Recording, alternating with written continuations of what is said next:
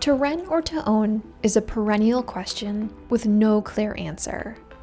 There are lots of good reasons for renting instead of buying, because it's often cheaper than owning.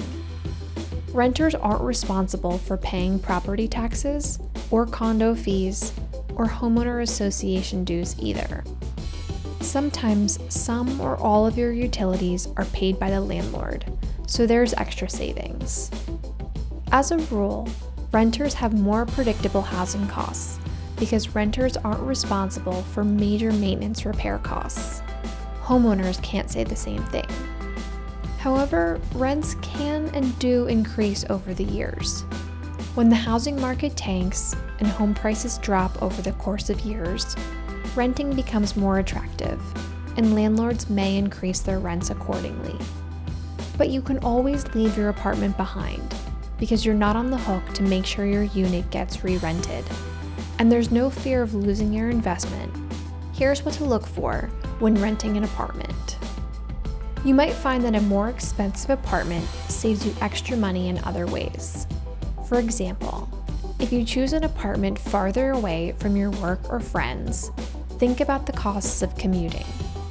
Think about how much things like proximity to grocery stores and parks mean to you, and ask yourself what you're willing to pay to have them.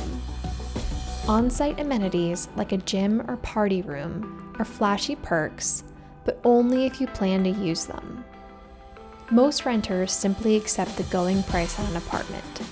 However, you may have room to negotiate. You could consider asking for a lease longer than 12 months in return for a lower rent, or offer to make some repairs or repaint the place yourself. Be sure to see the actual apartment and make sure that it's clean and maintained. Read the fine print on your lease so you know what you are and what you aren't responsible for.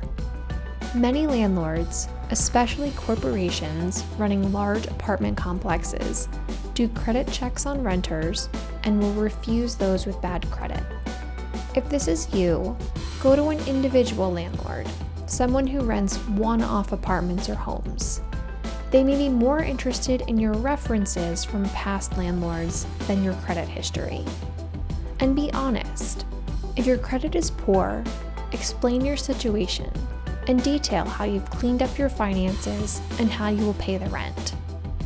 You might get a cosigner, a person with good credit who agrees to guarantee your rent. The cosigner is on the hook for any rent you don't pay, which makes the landlord more willing to rent to you. Stay financially fit, friends.